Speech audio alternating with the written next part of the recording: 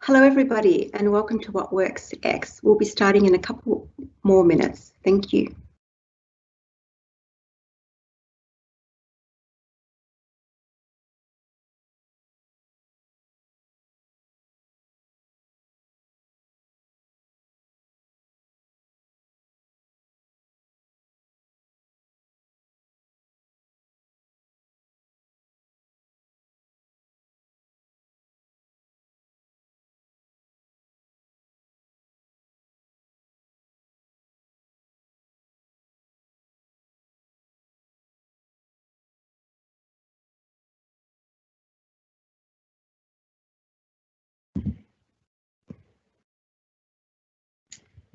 Hello everyone and welcome to What Works X. My name is Nada Salha and I'm from the team at KHDA. I'll be facilitating today's session along with my awesome colleagues Maya and Magnus. So Ramadan Kareem and virtual welcome to you all. You know, none of us planned for COVID-19, none of us planned for distance learning, but what an enormous job everyone has done. The teachers, the educators, school leaders, students, parents have done a phenomenal job in not only adapting to the situation, but also transforming the way that we teach and that we learn.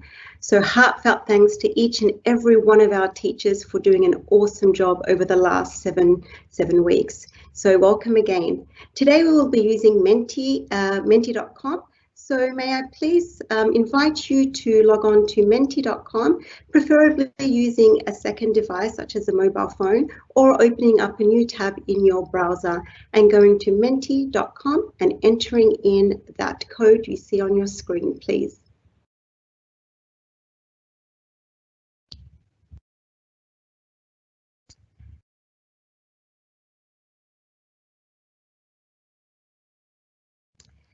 And once you do that, you'll see on your screen a question that I would love to ask you, because as a parent, I'm missing sending my kids off to school, as you can imagine. But I'd like to know from you, what is it that you miss most about being physically at school?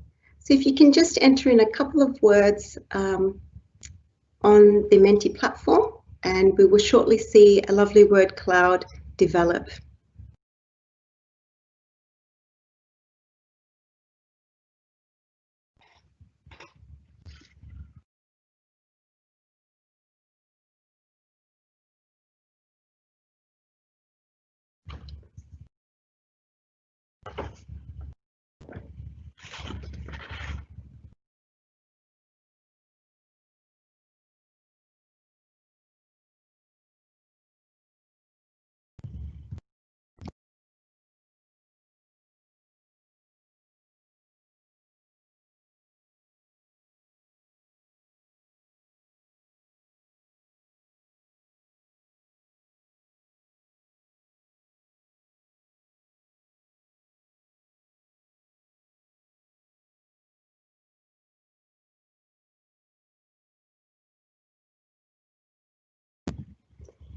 And as you know, with word clouds, the words that appear in the middle are the words that are coming up the most with the attendees online.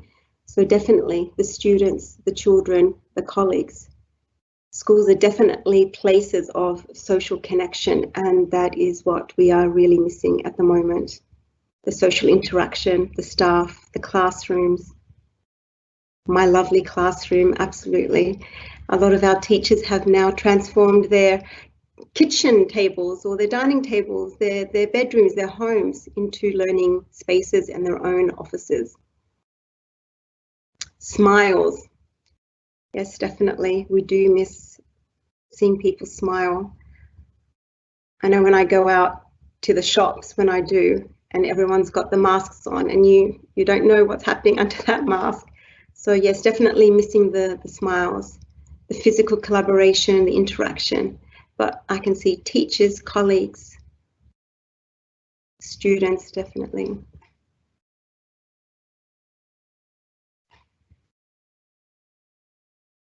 So today we have around 120 people with us on the webinar, which is fantastic. We've been really delighted with the engagement that we've seen with these What Works X platforms and having wonderful schools like Nord Anglia today, sharing what they do best and sharing their knowledge and sharing their experience with distance learning. We're all in this together and we're all on a learning journey, and we're really grateful to the schools that have volunteered their time and their effort to share what they've learned so far. Yeah. Fantastic. So as we just reflect briefly on that word cloud, it is definitely the social connection with our students and our colleagues and teachers that is really, really evident there. So thank you so much, everybody, for doing that. We'll come back to Mentimeter partway through the webinar today, and also at the end for some feedback. So thank you so much. Just put that to the side as we move on with the presentation.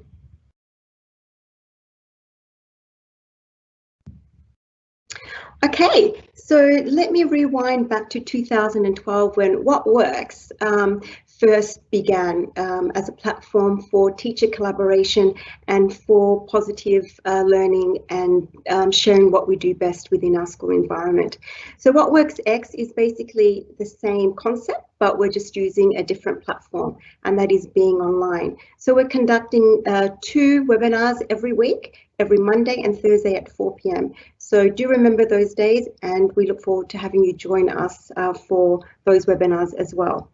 So without further ado, I would like to now move on to the webinar that we have today, and the topic is on how do we know that students are progressing in their learning? How can we assess the progress students are making during distance learning?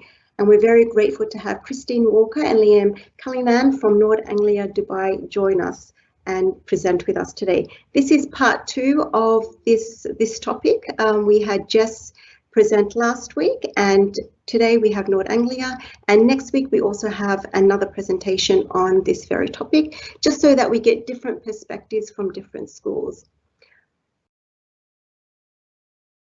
Okay, so now I'm going to pass on to my good friend Magnus, who will introduce the speakers. But just before I do, just to let you know a little bit about the structure, we will start off with a 20-minute presentation by Nord Anglia, followed by a Q&A session, which will last for around 20 minutes. And this will include questions that you have submitted as our fantastic attendees during the registration process. And we'll also be proposing a few of the live questions. So please, you'll see that there is a Q&A chat feature to the right of your screen.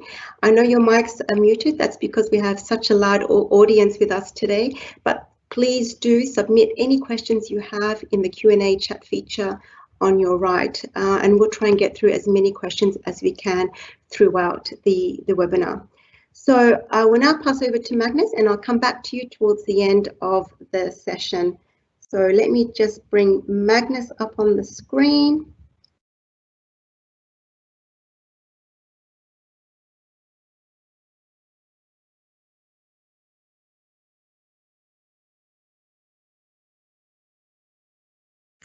Hi, Magnus.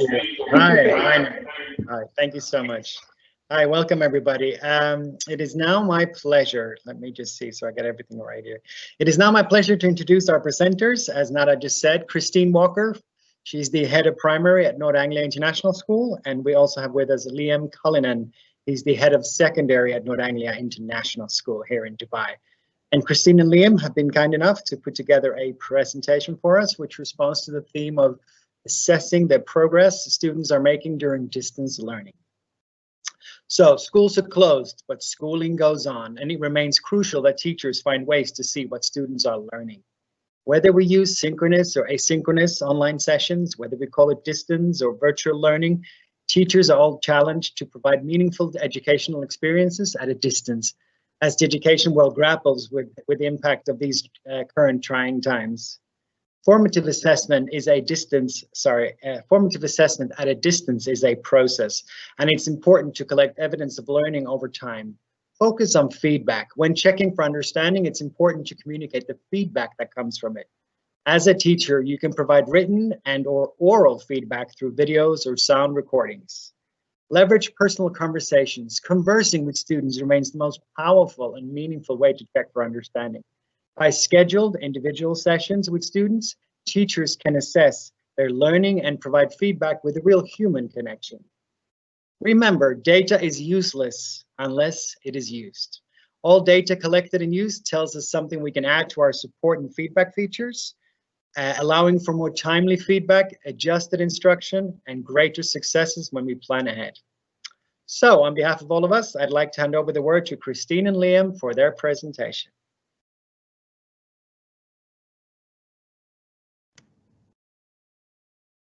Hi, good afternoon, Ramadan Kareem. A virtual hello and good afternoon to everybody who's joining us this afternoon. My name is Christine Walker. I'm the head of primary at North Anglia International School here in Dubai. It's actually my first year in Dubai, my first year in post as head of primary, although not my first international post or my first time in the Middle East, but certainly a different time to come into education and to take on a new role in leadership. We've recently undergone our 5th inspection of this academic year, so we had an inspection of our virtual learning yesterday. So over to you, Liam. Hello, and thank you, Christine.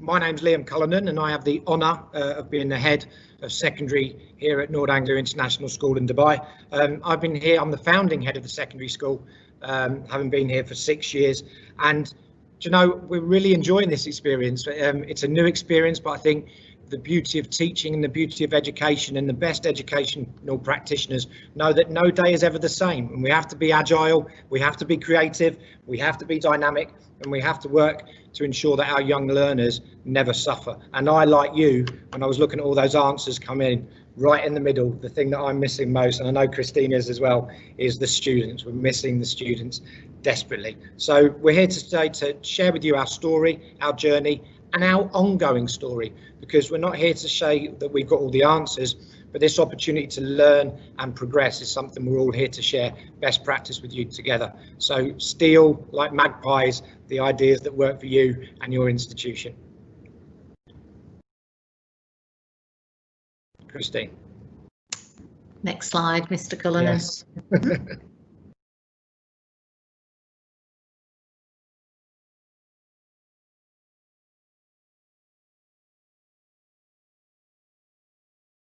Okay, so the idea of this slide is really just to orientate Liam and I in people's minds. You know, if you know North Anglia, that's fine. If you don't, we're a 3 to 18 setting, so Liam and I work very closely as the 2 heads of school to ensure that a lot of what goes on is really a 3 to 18 philosophy about student learning, and that's whether we're in the real world, in the building, or we've continued that in terms of virtual learning. We've got a very, very mixed community in our school amongst the children, almost 80 languages, different nationalities.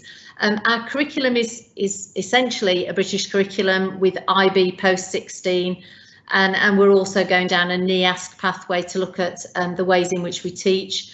We have a big global languages, all of which have, the reason those things are important about our school is we're thinking about how we maintain all those things that we pride ourselves on, that we think are maybe unique to our school and which our children and students really, really love being part of. We need to keep those going during this period of virtual schooling, and we've made a conscious decision in our school to refer to it as virtual schooling rather than a distance learning programme or at-home learning. We've called it virtual schooling because one of the things that your cloud showed at the very beginning was the sense of connectivity and community that can be missing, and that's what we're missing. We're missing our children, we're missing our students, we're missing being in the building, hearing the noise, and we wanted to retain some aspect of that even in the language that we use, so we refer to it as virtual schooling. But Liam and I are not here this afternoon to tell you all the right answers or that we've got it right, because we don't. When we started this journey, if I'm really honest, naively, I believed that it was a very short-term thing. We're now at the end of our eighth week of virtual learning. But at the beginning, certainly in primary, when we were having our conversations, we thought it was pretty short term. Everywhere would be sanitised, the building would be deep cleaned, and we'd be back to teaching the way that we always do. So we didn't see right at the very beginning this total immersion in a virtual schooling environment. And that's something that we very, very quickly had to take on board with our team. Luckily, as I'm sure many of you will be testament to in your own schools, we had amazing staff who literally came on board, took everything that we were throwing at them. Let's try this, let's do this. And remembering that there are still aspects of school life that you've got to retain, and it's difficult. It's difficult with the youngest children, and we'll mention those a little bit later. But the message that I'm sure Liam will reiterate, and I want to say, is that this for us is a journey, and we have no idea what the destination is yet. We've changed our programme and our provision week by week, sometimes day by day. We've reconsidered it, so we revisit, we revise, and we evolve.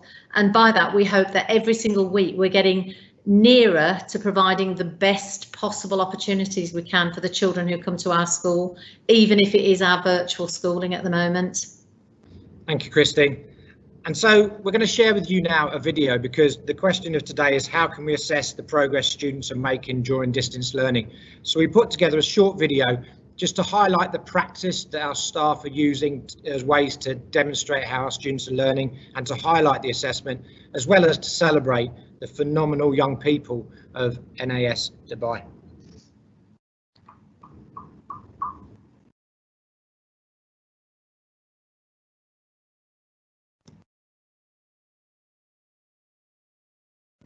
No sound, Liam. Okay. Liam, you can just share your slides again and just select audio. Yeah.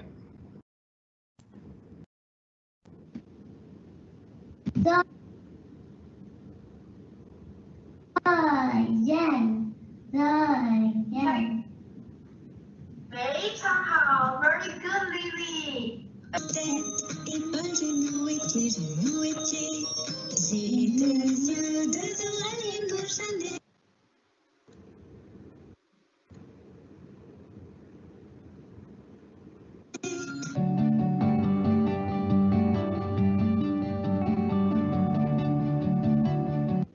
Hi 3B! Well, we've come to the end of our very first week of e-learning, and a massive well done. I love this, the girl, and she's the girl that invented iPads. Noch Fragen in deinem Kopf, so vielleicht, wie ist er da hingekommen oder so? How do we know friction exists? Let's find out. We know friction exists because the ball starts rolling, even though it doesn't touch anything. The colder you want it, the more ice they put in their mouth. There's about 10 fairies in each AC. They carry around buckets of ice, and every time you ask it to be cooler, William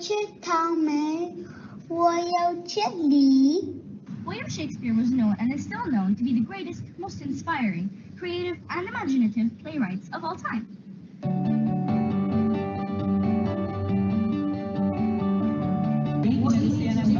Some sort of writing. Okay. So the cell membrane, this organ has two functions. First, to be a barrier keeping the good stuff in. At the bottom are shock absorbents. And at the top, the box is meant to be a weight, which would be on the top of a building to... At a big hole where the water flows furthest away from the bottom. G-active, leaders in radioactive gauging. G-active makes radiation-based measurements. We provide radiometric level measurement with gamma devices. Gamma radiation is high energy protons and is very powerful. Hi, I'm Allegra. I'm currently taking Spanish as my language option in IB. With the idea she had, hopefully it will entertain the people affected by the virus, as well as clear their minds for a little moment during the day.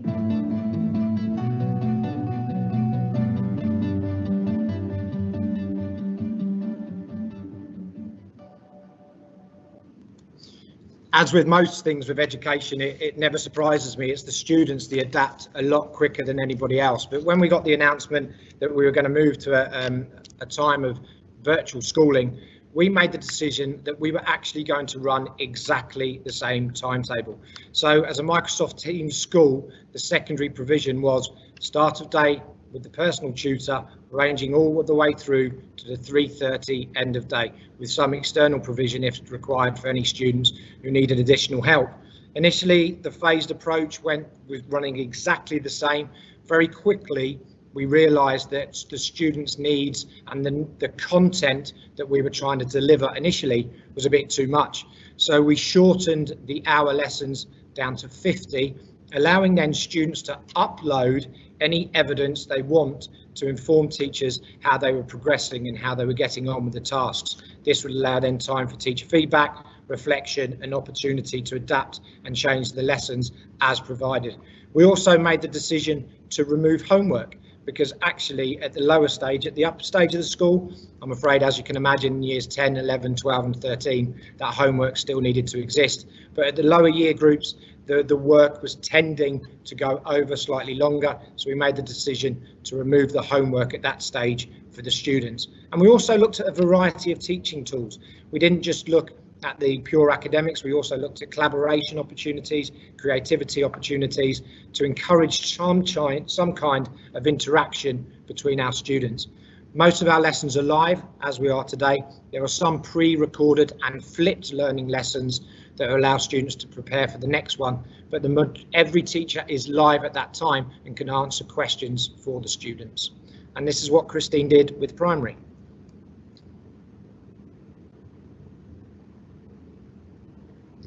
Christine, your mic. Liam, yeah, it's Liam's favourite thing, me muted. So we began our journey slightly differently. We weren't a Microsoft Teams part of the school. Staff used it, but the children weren't familiar with it initially. So we made the decision at first to use Seesaw as our platform. Our staff were very familiar with it. The children knew it extremely well, and right down as far as FS1, our 3-year-olds were able to, do their work and do activities using Seesaw. So for the first 2 weeks, all our activities were pre-recorded, and there was engagement through the Seesaw platform, which we've continued to use alongside other things throughout, because it gives us a really an ongoing detailed tool to be able to formatively assess for learning, so that children, when they're using Seesaw, can, as they do with Microsoft Teams, can pass work backwards and forwards. But Seesaw's helped us with something we'll talk about later, which is the development of learner profiles. So we realised very quickly that we needed live interaction. Our teachers were tearing their hair out about not having the contact with the children. The same is true of the children, and feedback from parents was they wanted live exchanges, live lessons. So we moved to using Microsoft Teams alongside Seesaw. So at the moment we run a binary system. We have some pre-recorded sessions and live lessons, and we have live contact every day. And then as each week has gone on, because our children are younger, we've tried to introduce something different every week. So we've introduced live lessons, and then we have a live PE session every single morning as a sort of wake up, shake up. Then we have live sessions during the day with core curriculum. The languages teachers teach live, and then we also have ongoing assessment opportunities where teachers will identify children through the live lessons and ask them to revisit later on. They call them drop-ins. They're pretty informal, but they're using those as ways to support learning, but also to assess either individually, pairs of children or small groups. They use these ad hoc drop-in sessions. And then we've tried as well to have some project-based learning, which has encouraged the children to develop independently and to give them opportunities to go off at a tangent, to develop something that they're particularly interested in, that they have a zest for, and to be able to upload that and share wider learning with their classmates. So that gives us opportunities for peer-on-peer assessment and evaluation as well. we also, there's a line there that I can't see. We also use a thing called Sensory Tech in Key Stage 2.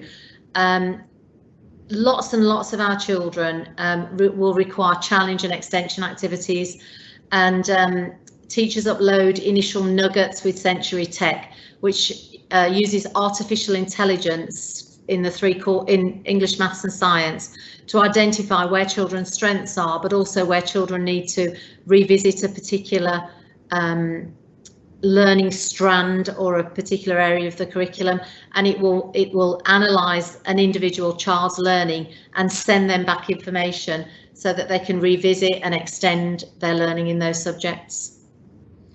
So words that we know have become very key within schools are synchronous and asynchronous, and I think, as you've heard Christine and I talk, you had been made pretty clear to you that the model we followed most at NAS Dubai has been the synchronous learning model. Students learning at the same time, communication happening in real time, but we do also record those lessons for maybe students who are in different time zones and can't access the curriculum at those times. But the best learning we're finding at the moment is taking place in a synchronous fashion. Now, Nada, I think you were going to now, if I stop sharing my screen, I think we've got opportunity for a Menti question. Is that right?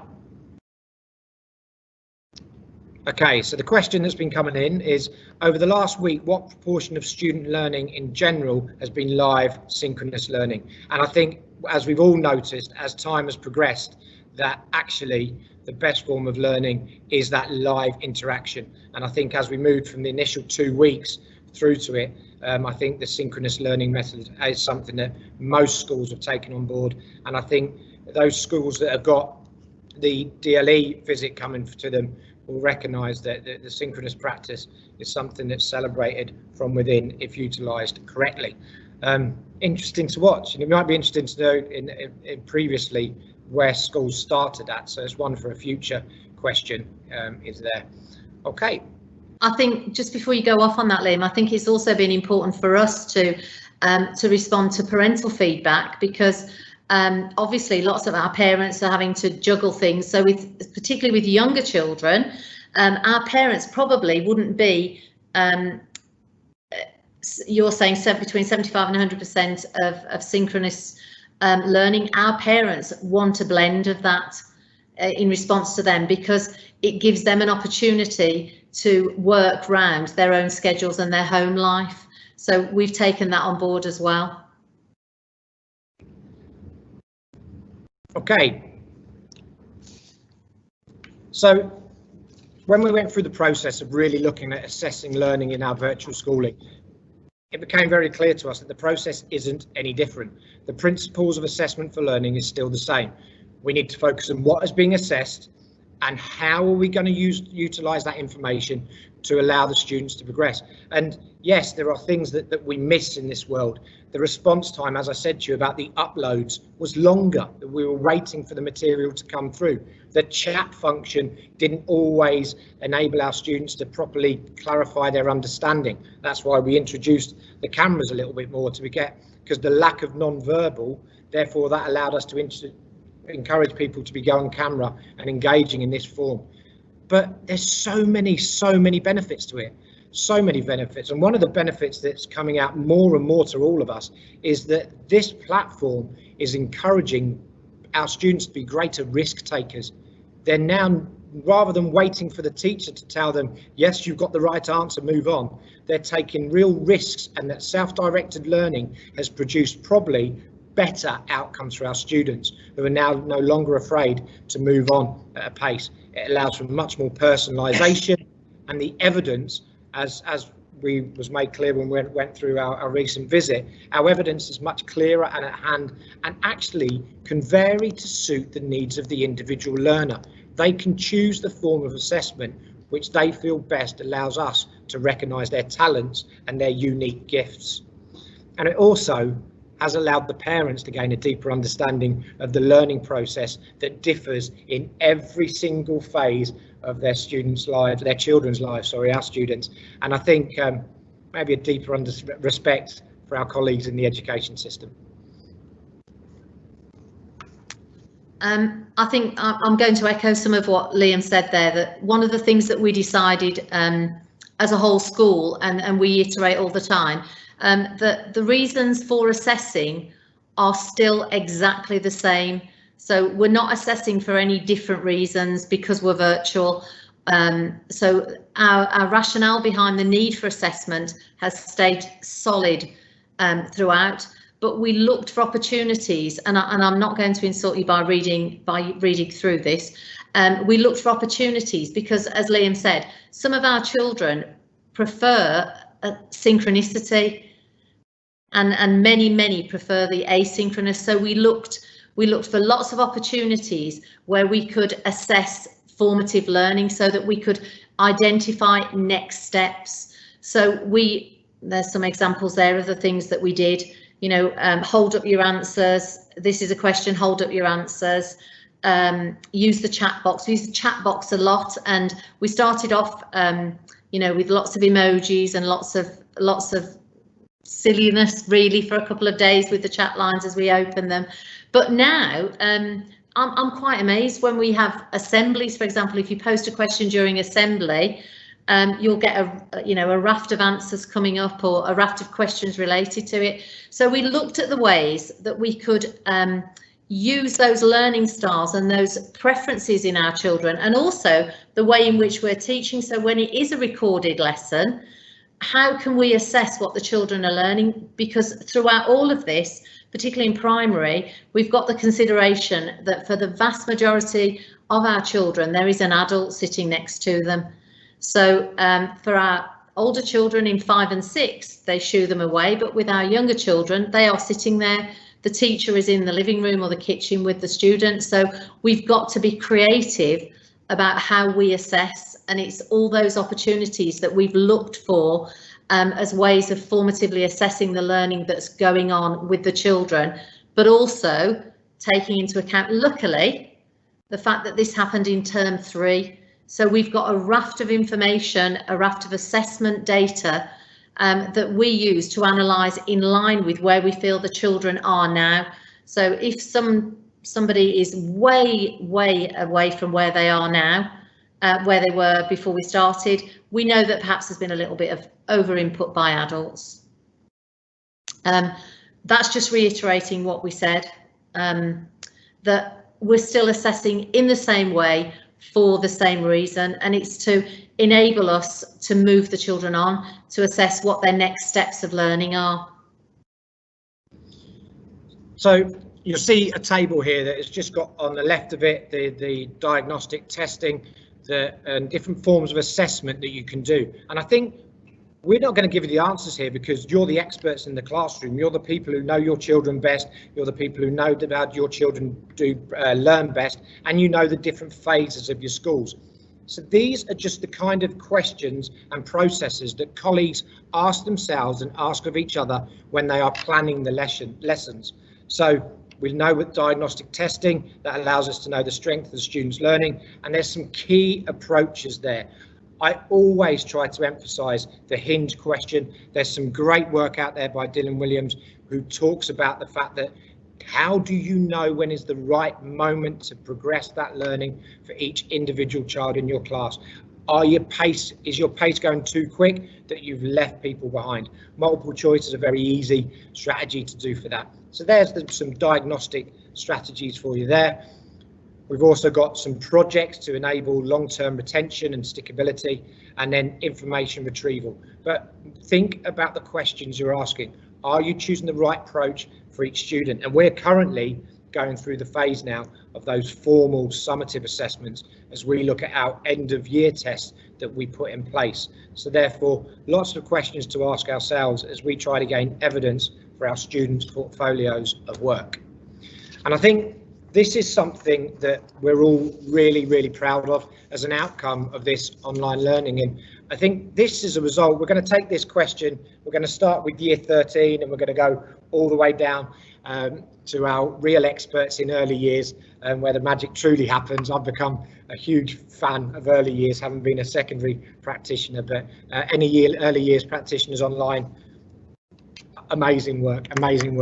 So the learner portfolio is an outcome. If you know, the exams got cancelled. The exams for IB, diploma and GCSE exams in the British education system got cancelled, yet we still had to put our predicted grade. Now, I'm a believer that this may be an opportunity to really create meaningful change for young people. No longer may we be stuck in a process that an exam is the one tool used to analyse how brilliant a young child is, because exams don't suit everybody. So we created a learner portfolio. We're currently going through the process with our Year 11s right now, where teachers could use a range of evidence, submitted classwork, projects, the assignments they were doing, their engagement in the lesson, those moments where miss, the engagement we see right here, right now. All of that has come together to allow us to create a learner portfolio. That learner portfolio has allowed us as teachers to reflect on those students we know best, give them the opportunities to progress, add value to their work, and then trust the integrity and the passion of the educators to be able to give an accurate predicted grade for that child that is reflected on everything that has come together, not a snapshot of time that can happen in a 2-hour exam. And we all know many reasons why a student cannot at times perform well in an exam. And that has just allowed a light bulb moment across our school, as we now say to our students that an exam is not the be all and end for everything. It's everything combined that creates our picture of you. And this student portfolio now is being carried out as we come towards the end of year reports. And now, Christine, I'll let you talk about how you've taken that forward in primary. I think if we go right to early years have always worked in this respect. It's just secondary's finally catching up with us.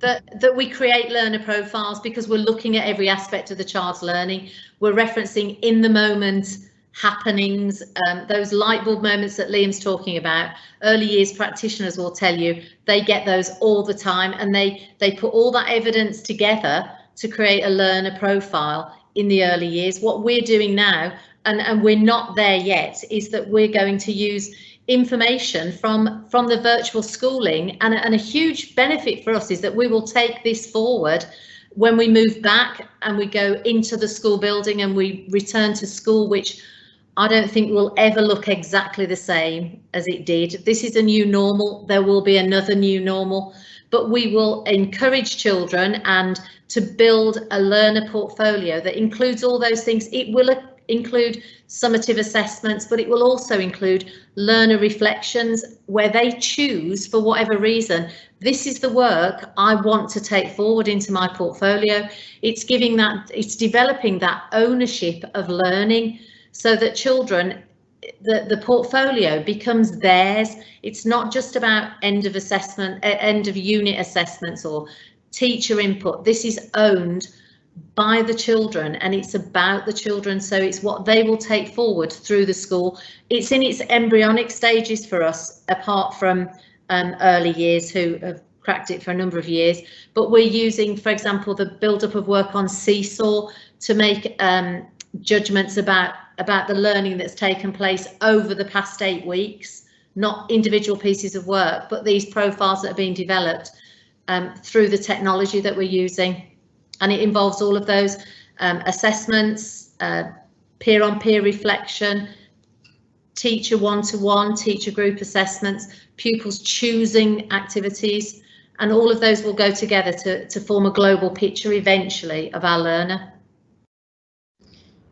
Christine's right, the hub of best practice in early years is something we can all learn from, so she's absolutely spot on, and hopefully the exam world creates that opportunity as well. So I saw a question come in early on just as we were starting online that related to the SEND agenda and the inclusion and the well-being agenda, and I think this is something we prioritised very early on.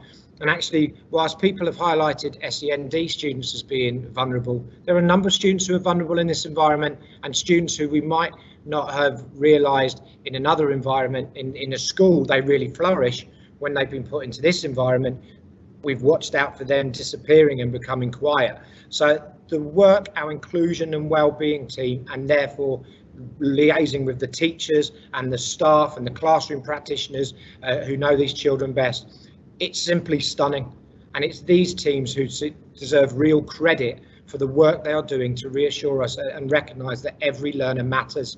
And there's been strategies that we've used across the whole school, specifically within the secondaries, because Christine's got some great anecdotes that she'll have from within the primary sector. But the key thing for us, if you look down the list, was our team around the child, our TAC meeting, which brings together the personal tutor, the head of year, the teachers of all of that child subject, all coming together for a meeting to touch base, to recognise how we can ensure that child is still learning in this new environment. We've got things like parent meetings where we've worked with them to teach them new technology to help that. But that team around the child is very, very special. And it's a line we do regularly where all of our children have real strengths. They all have pillars of strength, but they all have areas where they need to progress and gaps in that. It's that work that we do as a team that can strengthen that gap and make that team around the child really, really strong. So engagement in every opportunity we can to work with them through one-to-one intervention, specialist screeners and student support. I'm really, really proud of the work that our team have done to not miss any child. I think one of the important things we're talking about assessing is the capacity and the ability to assess a child's need and a child's well-being, regardless of their age. And I think that's one of the things that it's really important for a learner to be a good learner. All those foundations need to be in place. They need to be comfortable. They need to be confident. They need to be able to access the curriculum. There's no point in trying to assess something if a student can't access it.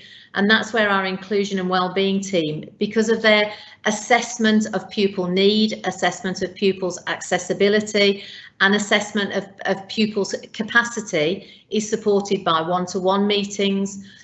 We run a daily, our inclusion team run a daily drop-in for parents and children so that they can assess what's happening there. We still have peer mentoring and support mechanisms going on, and our inclusion team work at any time there's any assessment going on.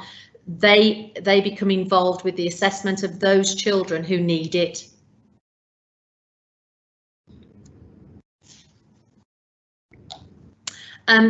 One of the things, do you know what? One of the things that's been amazing in our school, I'm sure lots of you will have anecdotes about this, is I don't ever profess, and I know Liam's the same, to be the expert. We happen to be the head of school, but we're not the experts. And this has been, without exception, the steepest learning curve for me. However, one of the amazing things that's come out of it is the level of expertise amongst our teachers in every aspect, but particularly with regard to using the tools that are out there to assess. So our message to you is, you know, when you're looking at moving forward, at using platforms, at finding out about things, talk to your staff, ask the experts. We've run CPD sessions. Thank you. We've run CPD sessions where nobody from the senior leadership has been involved at all. It's been at ground level, teachers telling us and showing us how to do it. And when you go in on those things, it's amazing the level of expertise that's there amongst the teaching body. So I would say when you're asking these questions, whether you're a leader in a school or a teacher, look around, there are experts in amongst you. And we're now on the final steps of our slides, and we continue to progress and learn in our virtual school. We've been really lucky to have the DLE visit this week, which really was an opportunity to collaborate and reflect alongside our representatives from the KHDA in evaluating our programme. Funnily enough, no sooner had the DLE visit come to us than Nord Anglia Education, because we've got those 66 schools across the world, announced to us that they were going to do a quality assurance visit of our practice as well. Well, we're now experts in that. Anybody who does want to reach out and ask for advice about that experience, please have no hesitations in doing so. It's a wonderful experience and one that is in the true mind process of being collegiate and working together. But there's still things we want to do. That celebration assembly, those graduations for our students, our year 13s, years 11 and 6 and early years graduating through. We're looking at the end of year report, what that's going to look like. We've already finishing one report now in secondary, but that final report going out at the end of year, and we're just looking at those end of year assessments. Are they open book? Do we put something to parents? That's something we just need to tighten up a little bit at the moment, but some really good work going on and constant reflection, as Christine said, week after week. I think it's always important to take something away when you come to anything, go to anything. I'm going to admit something online here. When you go to a meeting outside, when you go to CPD, I always take something. I take a highlighter or post-its that are left on the desk. So you need a key takeaway. What I would say from this is there is no right answer. I don't believe there's anybody out there who can say to you, here is a plan and this is it. It's not out there. We're all learning. We're all on this long journey.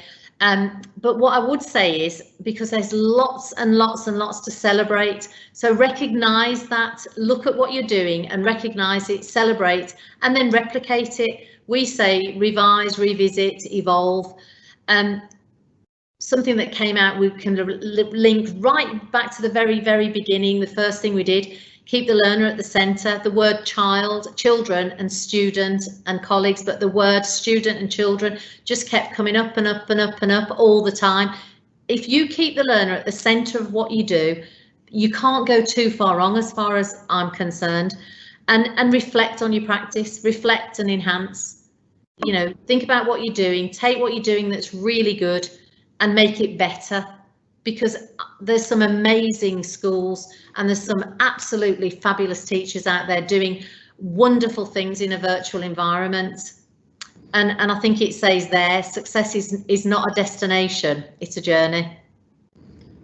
And I think we'd both like to thank you then for coming to the session, but ultimately as school leaders, what we both like to say is thank you to the teachers who are allowing our young people across the UAE to continue to succeed and giving them real hope as they are engaged in what are beautiful learning environments. Thank you very much. Thank you.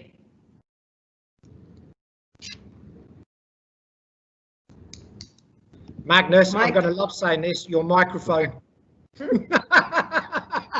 That is true. Thank you both. Thank you so much both for this very informative presentation. Really enjoyed it. Thank you. We're now going to move on to the question and answer bit of this webinar. And in the registration forms that you all filled out prior to this webinar, many of you have submitted some questions that I'm going to pose to Christine and Liam now.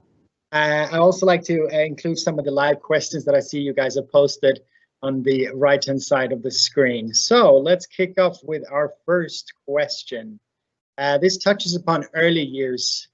We have somebody who sent in this one. This is, I quote, since teaching KS1 and several requests to conduct fair assessments, how can this be done with parents who sit next to the student for most of the class? When is the best time to assess children in early years and build on their learning profile? Please, Christine, go ahead. Okay, I could heartedly say the best time to assess them is when their parents are asleep. Because obviously parents are there with them.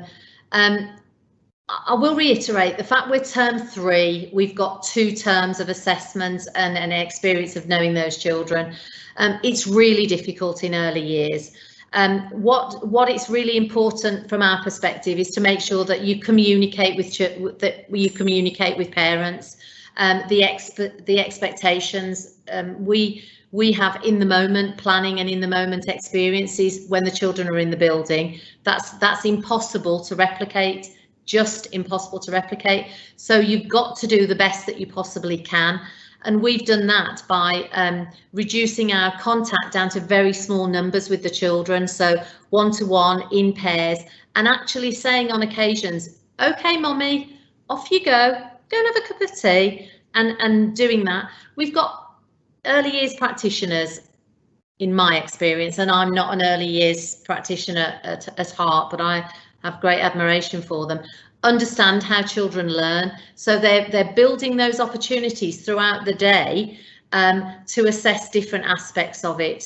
So I think it's almost, there isn't a best time, it's when the child is ready for it, and it's the teacher really knowing them and being able to say, right, I can get an assessment in there, or in the course of things understanding that that is in fact an assessment. It's everything about a child in early years is an assessment opportunity, and you've sort of just got to keep parents informed. Thank you so much, Christine. The next question is, show students how feedback impacts performance. At the core, feedback is an assessment with recommendations to strengthen an assignment or project. For a student, what does engagement with feedback involve? How do you plan for feedback in a way that encourages student engagement? I could ask that for both of you, yeah. I think that's a really good question, and feedback, as we went through, is a tool to help students evolve, students work to get better, and students to show improvement. And as I said at the beginning, what we found is that students are actually taking more risks with their work now than ever before, and it's to encourage a culture of risk taking. I was lucky enough today just to have a conversation with one of our year 12s who's got a little bit nervous about the end of year assessments. Sir, does that mean those end of year assessments are going to be used to be put as my recommendations to university? Is that what the teacher's going to use in my student portfolio? What if I get that wrong? What about other students, sir, who might be cheating on it? And that's when it went back to the core purpose of assessment and evaluation. Once you own it, you win with it. So we need to encourage our students to make mistakes, because we all know failure leads to improvement and failure leads to learning. So we encourage students to make mistakes, and it's your role as teachers and classroom leaders to recognise and establish that culture in your classroom with students, that assessment results in improvement and outcomes. Otherwise, you wouldn't have a chart that goes like that for a journey for a student with their outcomes being at the highest possible point. But let them learn to love assessment, because assessment leads to progress, and that is it. It's this relationship here. And if you're finding that difficult at the moment, I would suggest little one-on-ones. Christine was talking about it. The most successful moments we've had with our students with wellbeing agenda is those one-on-one moments, just sitting with them and talking it through and putting cameras on and putting the cameras on. So thank you, Liam, for that answer. Yeah, I'll move on with shortness of time. Next question, if I could ask that for Christine. Thriving at the moment, though remote learning has brought many challenges, some students seem to be thriving in this new circumstance. What can we learn from them? I would wholeheartedly agree with that. I think once the initial I'm not in the building and I can't see my friends, which I think was the biggest thing they needed to overcome, that they were no longer seeing their friends every day. We've had some wonderful work and wonderful exchanges with children. I think we need to understand that children can actually be a lot more independent than maybe we give them credit for in the classroom. I think, you know, maybe some of us are guilty of being helicopter teachers, where we possibly don't allow children to make mistakes because we get to know them really well and we want to help them, and sometimes we want to help them too much. I think it's developed independence. I think, as Liam said, it's given children the opportunity to make mistakes, to stop thinking of assessment as a test, but because we've got this opportunity for continual feedback. So there's a lot more voice recordings, written feedback, where a teacher would, you know, give you a smile or give a facial expression or walk past you. All of that's gone. So it's given them the opportunity to experience a range of different opportunities. And also, I think, with lots of children, an opportunity to explore things that they didn't know they were good at. Just open doors for them. Thank you so much, Christine. We've got a couple of live questions here I'd like to pose as well. If I could ask 30-second responses from you both. How can we assess and measure students? Well, this touches upon SEND. So if we touch upon that, how can we assess and measure students with SEND from distance learning, particularly thinking about a student with possibly speech or hearing impairments and so forth? Touch upon that particularly. I think hopefully we'll get the opportunity to share the slides with you, but I think it is working with your personalised learning team who form those relationships with the parents, with the students. And I have to say, there's some great tech software out there that's got some great analytics to able to help those individual students to improve. But it's the relationship, again, it's back to relationship, form the relationships with the family, get in touch, constant. Yeah, fantastic. Thank you, Liam. Another question here. Are you guys using work submitted and uploaded as your main assessment tool? Are you using any quizzing?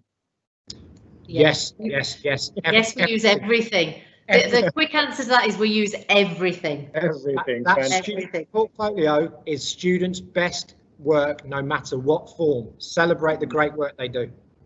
Fantastic. Let's see if we got any more questions. What can we do with students who do not do homework?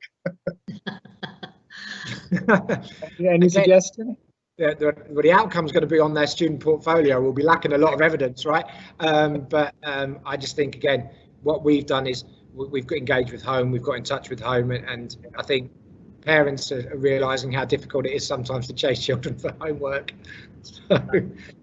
And there was one about the Indian schools, I would say, who are just opening up now, going through that. I would encourage schools to go through a synchronous model as much as they can. And if there's needs for students to have resources or students to have a look at that, think about your funding model to allow students to still access some kind of online learning. I think that's really, really important. Thank you for that great advice, Liam. Thank you. So Christine and Liam, thank you so much. We're now going to move on from the Q&A session over to Nada again. Nada, over to you. Thank you. Thank you. Thank you. Thank you, everybody. I'm just trying to, oh, we've got Magnus up there again. We don't want to do it all over again, do we, Magnus? Yeah. Okay, just bringing it up.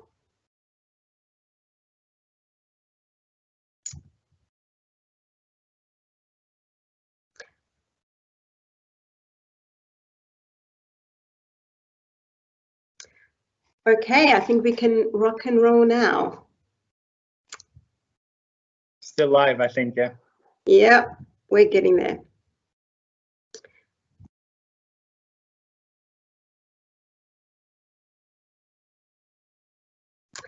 Yay, I'm back. Well, thank you so much. Heartfelt thanks to both Liam and Christine, and thanks, Magnus, for facilitating that session. I'm sure a lot of you were inspired by a lot of the practical advice that the team at Nord Anglia have provided, or that you'll be able to find something useful out of that presentation. There is no textbook for this. We're all in this together, and it is definitely a learning journey.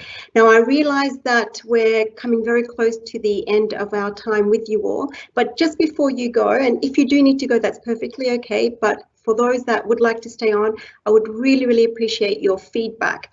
If you go back to menti.com, you will see the next question on your screen. And the question is just to give us some feedback on the session. So how satisfied were you with the quality of the session, the structure, and the presenter's preparedness? So if you do not mind, may I invite you just to give your feedback using menti.com. Nada, please share your screen. Thank you.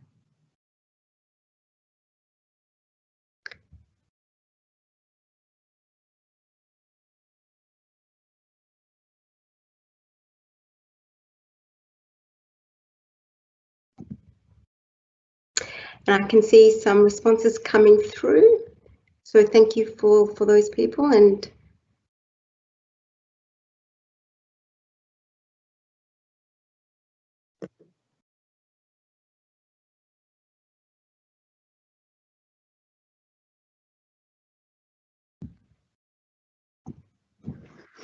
so I'll just give a few more moments there for the rest to respond. I can see 43 responses so far, so thank you to all of you for staying a further few minutes with us.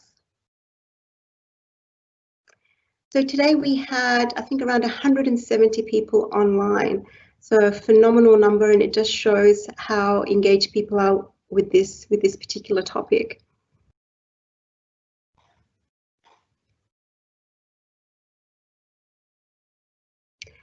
A few people have asked whether we'll be sharing the presentation today. You will receive an email after this webinar with a link to the video recording, and through that you'll be able to access the presentation as well.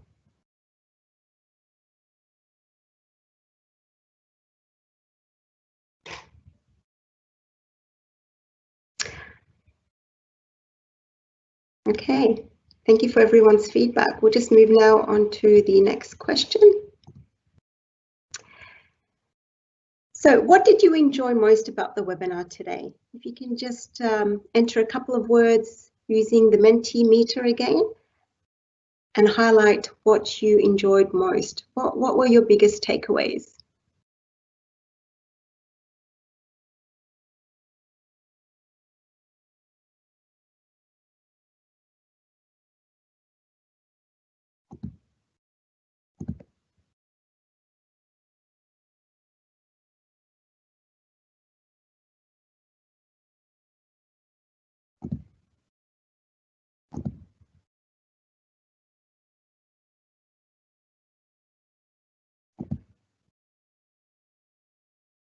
Sharing best practices, the no homework policy.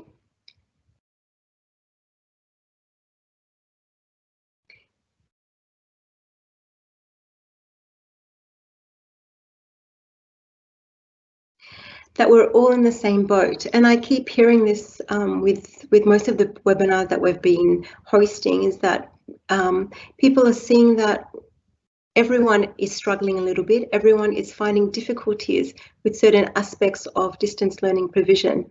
So these webinars have been great for that reason. The spirit of the presenters, I think that's supposed to say. Yes, Liam and Christine, absolutely passionate educators. So thank you again for sharing all of that fantastic practical advice. The assessment portfolio. That was definitely one of my takeaways as well. Maybe it is the time where we focus less on an end of year assessment and focus more on the learning the student does throughout the entire year.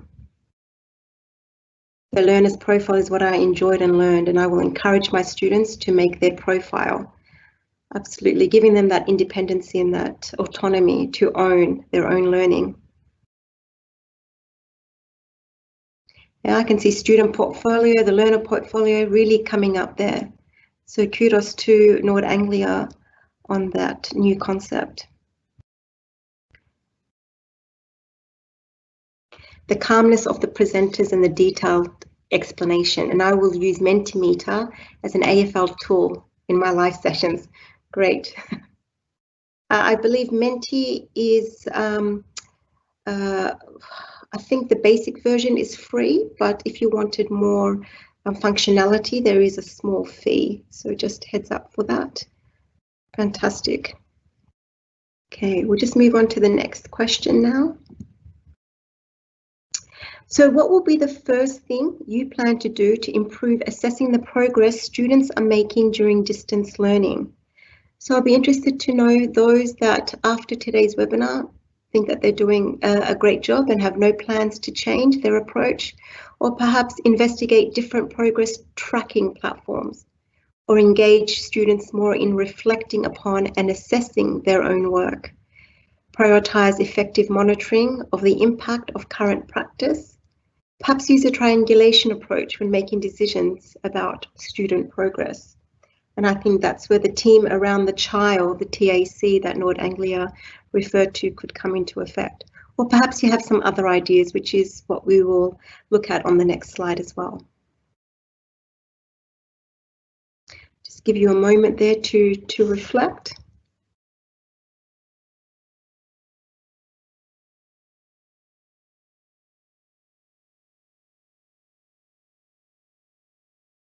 I really liked what Liam was saying earlier on about self-directed learning and how students are really taking ownership of their learning.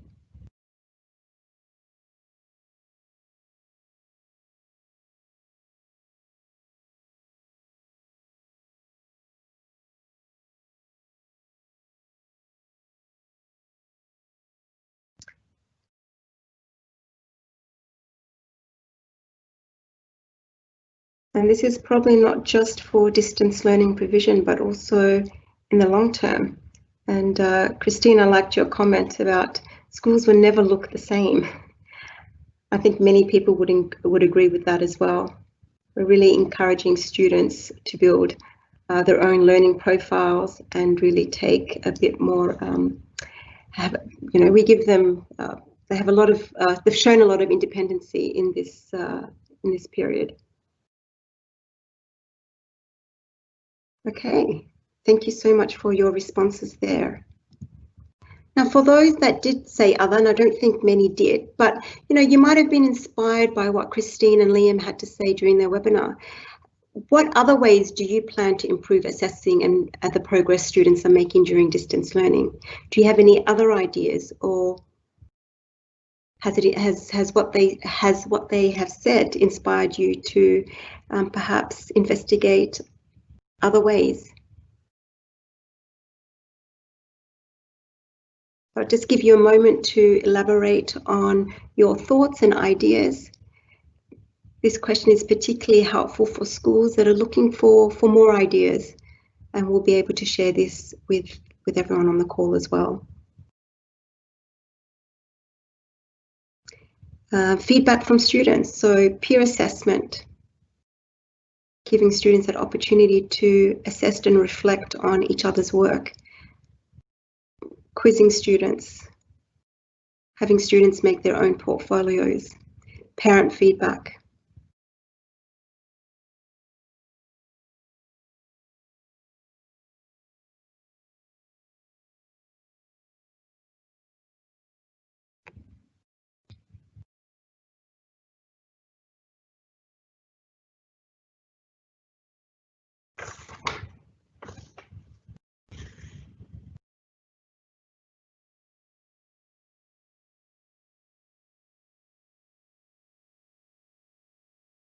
One-on-one feedback sessions, student portfolios again, using multiple ways of assessing children's learning, self-assessment.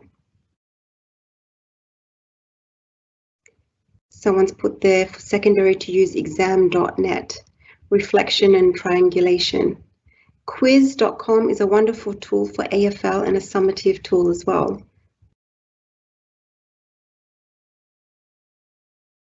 Polls and surveys. End of lesson quizzes, short tests.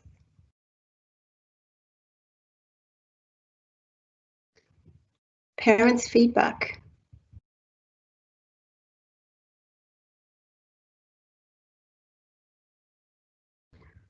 Okay, fantastic. Thank you for all your comments there.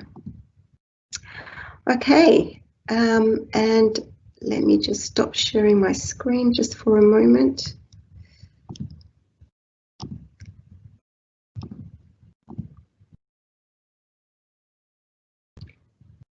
Okay, so we've come to the end of today's webinar. I'd like to thank each and every one of you, particularly those for staying back and for sharing your feedback. Thank you so much. I just wanted to make you aware of the In This Together dubai.khda.gov.ae website that we have put together, and you will find there a repository of free learning resources, free resources to help you through the distance learning period. So please make sure you have the chance to go and visit that website. Also on that website, you'll see the upcoming What Works X webinars, along with webinars that are being offered for free from presenters from around the world. And all I would like to say now is thank you so much once again. It would have been lovely to have seen all your faces, but now you'll get to see mine. To wish you from my home to yours, Ramadan Kareem, and thank you so much everyone for joining us in this webinar today. Hopefully we'll see you at our next webinar, which is on Monday at 4 o'clock, and the topic for that webinar is around inclusion. So again, Ramadan Kareem, and have a fantastic weekend ahead. Stay safe and do take care of your own well-being and be compassionate towards yourself. Thank you so much and goodbye.